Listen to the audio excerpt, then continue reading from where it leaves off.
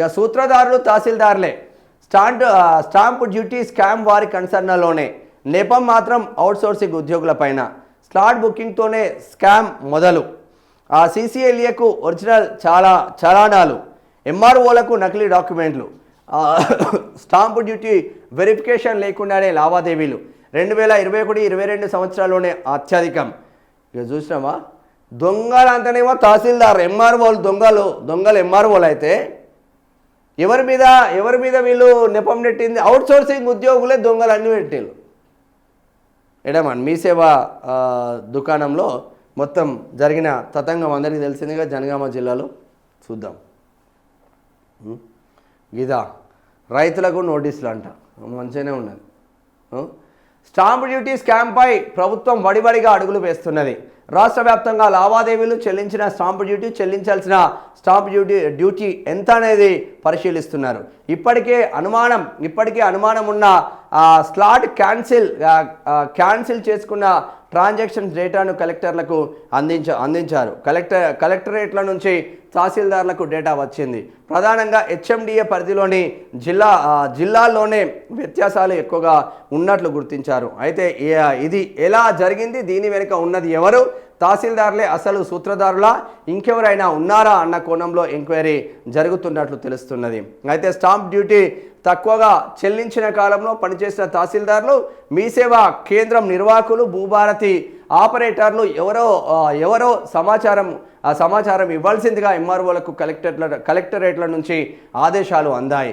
ఇదే అంశంపై కొన్ని జిల్లాల్లో తహసీల్దార్లకు వీడియో కాన్ఫరెన్స్లో ఎలా వెరిఫై చేయాలో కలెక్టర్లు వివరించారు. ఉద్దేశపూర్వకంగానే చాలాన్లు తక్కువ కట్టి వాటి అంకెలు దిద్ది తహసీల్దార్లకు సమర్పించారని గుర్తించారు. అలాంటి వారిపై దృష్టి సారించాలి. అయితే ఇది మీ సేవా భూభారతి ఆపరేటర్ల వల్లనే కాలేదని, ఎవరో సీసీఎల్ఏ నుంచి సహకారం అందించి ఉంటారన్న అనుమానాలు బలపడుతున్నాయి. పైగా ఒక మండలంలోని ల్యాండ్ ట్రాన్సాక్షన్ స్లాట్ మరో మండలం నుంచి బుక్ చేసినట్లు రికార్డులు చెప్తున్నాయి. జనగామలో చోటు చేసుకున్న 10 ట్రాన్సాక్షన్స్ కూడా యాదగిరిగుట్టలో ఆపరేటర్లు చేసిందంటనే. రైతులకు నోటీసులు, లావాదేవీలపై స్పష్టత ఇవ్వాలని తహసీల్దార్ ఆదేశం. భూభారతి చాలన్ల వ్యవహారంలో కీలక మలుపులు. ఇక మా వాళ్ళకు రైతులే దొరికిండ్రు. ఈ దొంగలు ఒక్కొక్కడు దోచుకునే దొంగలు ఈ దొంగల భర్తం పట్టకుండా రైతులకు నోటీసులు ఇస్తున్నారా? రైతులకు ఇంత దుర్మార్గం ఇది,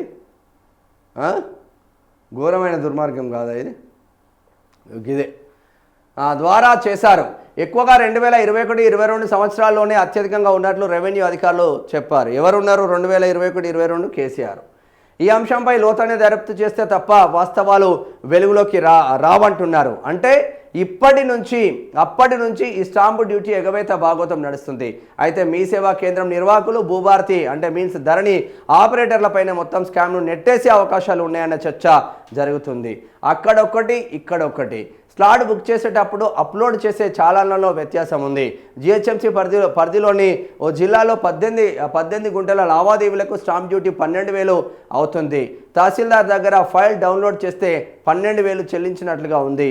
అదే సీసీఎల్ఏ నుంచి కలెక్టరేట్ల ద్వారా తహసీల్దార్లకు పంపిన జాబితాలో 7,000 మాత్రమే కట్టినట్లు ఉందంట.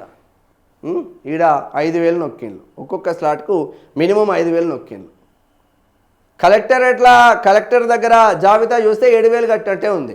తహసీల్దార్ దగ్గర జాబితా చూస్తే 12,000 కట్టినట్టు ఉంది. ఈ పైసలు ఎవడు నొక్కిండి? ఇప్పుడు అసలైన దొంగలు ఎంఆర్ఓలే 100% చెప్తున్నాం.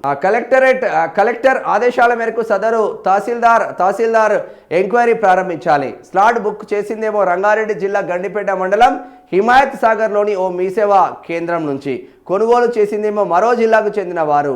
సదరు ఆపరేటర్కు తహసీల్దార్ ఫోన్ చేసి పలానా డాక్యుమెంట్ ఫైల్ పట్టుకొని రావాలని ఆదేశించారు. అయితే తన దగ్గర ఎలాంటి డాక్యుమెంట్ ఉండవని, రోజు అనేక స్లాట్స్ బుక్ చేస్తుంటామని తప్పించుకున్నారు.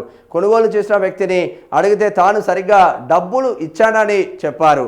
ఇప్పుడు తప్పు ఎవరి దగ్గర జరిగిందో కనిపెట్టడం అంత ఈజీగా కనిపించడం లేదు. జిహెచ్ఎంసీ దానికి అత్యంత సమీపంలోని భూముల మార్కెట్ విలువే కోట్లలో ఉన్నది. ఇక్కడి లావాదేవీలు కోట్లలో ఉంటాయి. గండిపేట, షేర్లింగంపల్లి, బాలానగర్, పడాన్చెరు, రాజేంద్రనగర్ మండలాల్లో ల్యాండ్స్కి అత్యంత విలువ. ఈ లావాదేవీలో లక్షల్లో వ్యత్యాసం ఉన్నట్లు రెవెన్యూ అధికారులు చర్చించుకుంటున్నారు.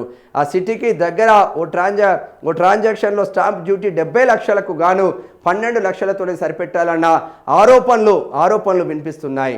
ఇలాంటి కోట్ల విలువైన ల్యాండ్స్ ట్రాన్సాక్షన్స్పై ఇప్పటికే అనేక అవినీతి అక్రమాలు జరిగినట్లు చర్చ నడుస్తున్నది. ఇప్పుడేమో స్టాంప్ డ్యూటీ కూడా సరైన రీతిలో చెల్లించారా, అక్కడ కూడా కోత పెట్టారా అన్న అంశంపై రెవెన్యూ వర్గాల్లో గుసగుసలు నడుస్తూ ఉన్నాయి. మరి దీనికి లాస్ట్కి ఏం చేస్తున్నారు, రైతులకు నోటీసులు ఇస్తున్నారు. ఇది చదువుదాం. ఇక గిఫ్ట్ డీడ్ పైన కూడా అనుమానాలు ఉన్నాయి.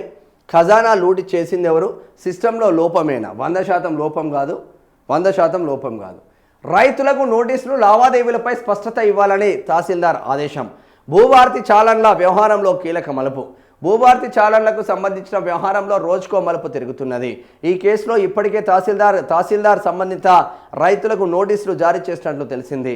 చాలన్ల చెల్లింపులు, భూ నమోదు ప్రక్రియలో జరిగిన లావాదేవీలపై స్పష్టత ఇవ్వాలని నోటీసులో పేర్కొన్నట్టు సమాచారం.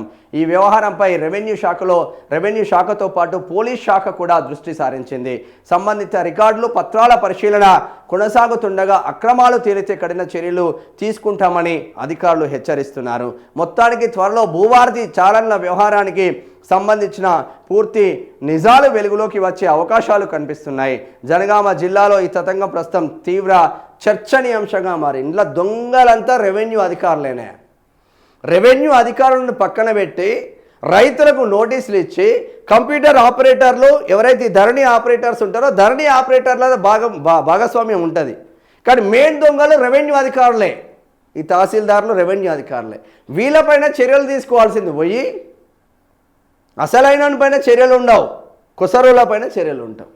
ఇదే దిక్కుమాలిన వ్యవహారం. మన వ్యవహారమే దిక్కుమాలిన వ్యవహారం.